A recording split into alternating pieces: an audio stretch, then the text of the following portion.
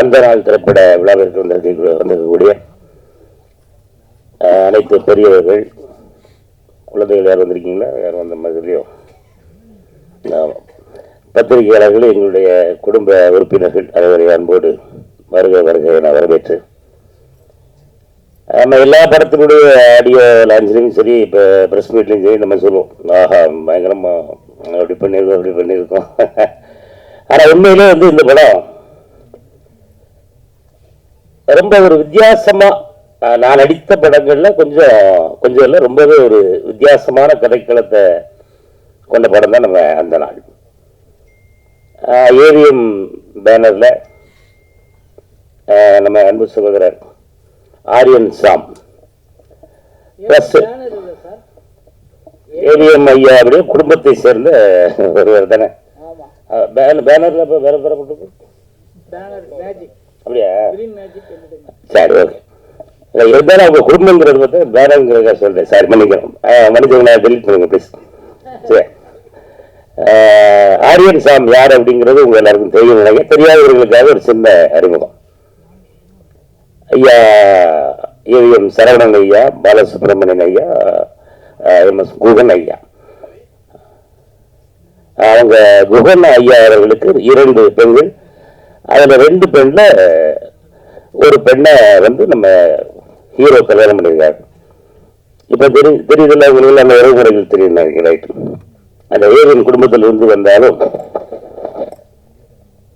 ஒரு புதிய ஒரு நடிகர், இப்பதான் முதல் முறையாக நடிக்க வந்திருக்கிறார் அப்படின்ற மாதிரி தான் நான் அவர்கிட்ட எந்த ஒரு இடத்துலையுமே நான் பார்க்கல. ஏன்னா டைரக்டர் என்ன விரும்புகிறாரு, விவேக் சார் வந்து விவேக் சாரை பற்றி இந்த இடத்துல 2 வார்த்தை கண்டிப்பாக சொல்லி ஆகணும். என்ன அப்படின்னா, விவேக் சார் வந்து நீங்கள் கதை கேட்டீங்கன்னாலே அது அப்படி சொல்லுவார். அந்த கதை சொல்கிற ஒரு திறமை வந்து மற்ற இயக்குநர்களும் கதை சொல்லி கேட்டிருக்கேன். ஆனால் விவேக் சார் சொல்றது வந்து அப்படியே அந்த சீனில் என்ன இருக்கோ அப்படியே ஒரு இன்ச்சு விடாமல் அழகாக சொல்லுவார். அதை கேட்கும்போது எனக்குலாம் ரொம்ப ஆர்வமாகிடுச்சு. ஓ அப்படியா, ரைட்டு, எனக்கு என்னென்ன கேரக்டர் அது நாங்கள் ஷூட்டிங் பண்ணலாம்னு சொல்லுவோம், நம்ம படத்தில் நீங்கள் இருக்கீங்க அப்படின்னு மட்டும் என்ன சொல்லிட்டு ஒரே ஒரு சீன், அந்த ஒரு சீன் எனக்கு போட்டு காமிச்சாங்க. நம்ம படம் இப்படி தாங்க இருக்கும் அப்படின்னு சொல்லி லேப்டாப்பில் ஒரு சீன் எனக்கு போட்டு காமிச்சிட்டு கதையெல்லாம் சொல்லலாம். அப்போ அதை பார்த்து முடித்தவிட இதுக்கு அடுத்த ஒரு சீன் மட்டும் நான் கூட சொல்லுவாங்க அப்படின்னு சொல்லி ஒரு சீன் சொன்னார். நான் அப்படி அப்படி உட்காந்து பார்த்துட்டு இருக்கேன். அவரை அவ்வளவு ஒரு அருமையாக கதை மட்டும் சொல்வதில்லை, அதை படமாக்குற விதமும் அவர் விவேக் அவர்களுக்கு இருக்கு அப்படிங்கிறத நான் அந்த ஸ்பாட்ல பார்த்து தெரிஞ்சுக்கிட்டேன். வாழ்த்துக்கள் விவேக்னே.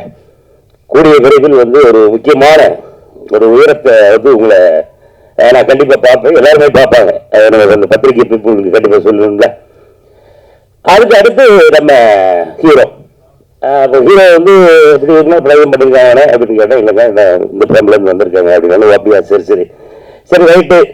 ஒரு பெரிய குடும்பம், சரி நம்மகிட்டலாம் எங்கே உட்காந்து பேசிய போகிறாங்க அப்படின்னு சொல்லி யோசிச்சுட்டு இருக்கும்போது தான் அது முதல் நாளே உடச்சிட்டாங்கள. வாங்க அண்ணாச்சி வாங்க, உங்கள் நிகழ்ச்சிகளை நான் பயங்கரமாக பார்த்துருக்கேன், பயங்கர என்ஜாய் பண்ணேன் வீட்டில்.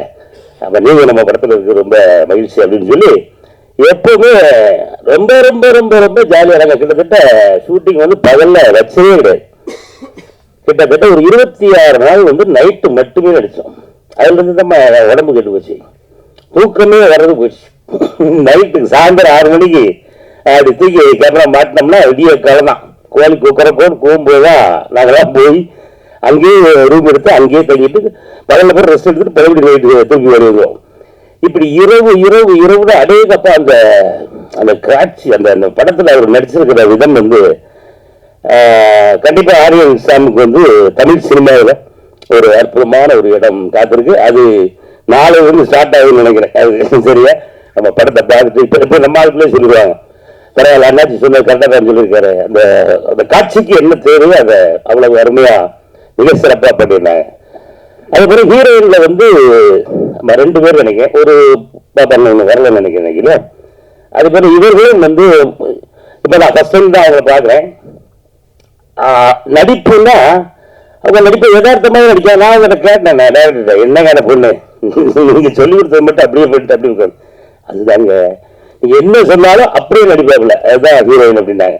ஆனா அவர்களும் இந்த இடத்துல அவங்களுக்கு ஒரு கைத்தட்டு கொடுத்து உற்சாகப்படுத்திடுறோமா. ஆமா ஆமா, புதுசாக நடிச்சிருக்காங்க, நல்லா நடிச்சிருக்காங்க எல்லாருமே. ஆனா அந்த பக்கம் இருக்காங்க நம்மால் தம்பி கிஷோர், இவ்வளோ பிறந்து பெரிய காமெடியா இருக்காங்க. இப்ப தம்பி கொஞ்சம் மெழுகிட்டாங்க நடக்கலாம் அப்படியே வரைக்கும். அப்ப நான் கொஞ்சம் அகலமாயிட்டீங்கன்னா அந்த படத்துல வந்து தம்பியை ஃபர்ஸ்ட் டைம் பார்க்குறேன்.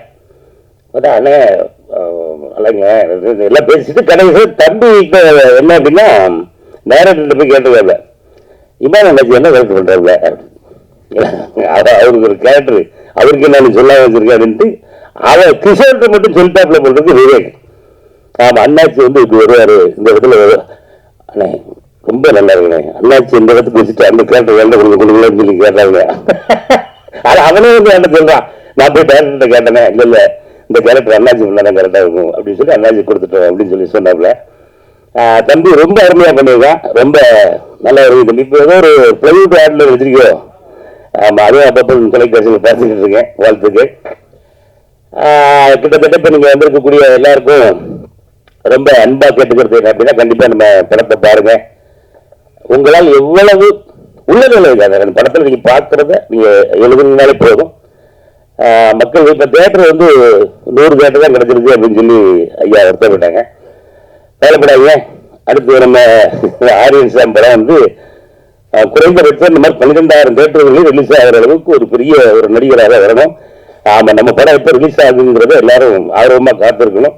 ஆமா, அதே நிலை நம்ம இதுல நடித்த எல்லாருக்கும் அந்த அந்த அளவுக்கு உயரமான ஒரு புகழும் பேரும் கிடைக்கணும் அப்படின்னு இந்த நேரத்தில் வாழ்த்தி இந்த வாய்ப்புக்கு நன்றி கூறி விடைபெறுகிறேன். அந்த படத்துல ராஜ்குமார் சொல்லி ஒரு தம்பி நடிச்சிருக்காப்ல, அவர் இன்னைக்கு இன்னும் வரல. ஆமா, ராஜ்குமார் பிக் பாஸ் பிக் பாஸ்ல இருந்தாப்ல இல்லையே, பிக் பாஸ் போறல ஒரு அண்ணன் வாய் மருத்துவம் பொழுது 9 எனக்கு இருக்கும். நல்ல விஷயம். அந்த தம்பி ராஜ்குமார் வரல, அவரும் ரொம்ப ரொம்ப சிறப்பாக நடிச்சிருந்தாரு. அப்புறம் இன்னும் 2-3 நடிகர்கள் இருக்காங்க. ஆமா, அவர்கள் இன்னைக்கு சந்தர்ப்ப சூழ்நிலை வர முடியும்னு நினைக்கிறேன். எல்லோருமே அவரவருக்கு கொடுக்கப்பட்ட வேலையை ரொம்ப அருமையா பண்ணிருக்காங்க. படத்தோட ட்ரெயிலர் பார்த்துருப்பீங்கன்னு நினைக்கிறேன். ஆமா, அந்த டீசரா ட்ரெயிலர் தானே. ஆமா, படமே காட்டுங்களா நீங்க நாட்டில் டீசரை பார்த்துட்டு அப்படியே கொஞ்சம் பார்த்து முடிச்சுட்டு இப்படி பார்க்குறேன், இந்த முடியல அப்படியே எந்திரிச்சு நிற்குது. ஏன்னா அந்த அளவுக்கு அவ்வளவு பிரமாதமா அந்த இதை பார்த்து நானும் உங்களோட படம் இப்பதான் பார்க்க போறேன். ஆனால் நானும் பார்க்கறதுக்கு ரொம்ப ஆர்வமா இருக்கேன். பார்த்துட்டு நம்ம நீங்க தான் ஏணிகள், நீங்க ஏற்றி விட்ட ஏணிகள் நீங்க தான். அந்த ஏணியை கொஞ்சம் ஸ்ட்ராங்கா பிடிச்சி கூட கொஞ்சம் சாந்துக்கெல்லாம் போட்டு கொஞ்சம் ஸ்ட்ராங் பண்ணி விடுங்க. ஆமா, எல்லோருக்கும் வாழ விடுங்க, வாழ வையுங்கள். சினிமா வாழும், நாமும் வாழுவோம். நன்றி, வணக்கம்.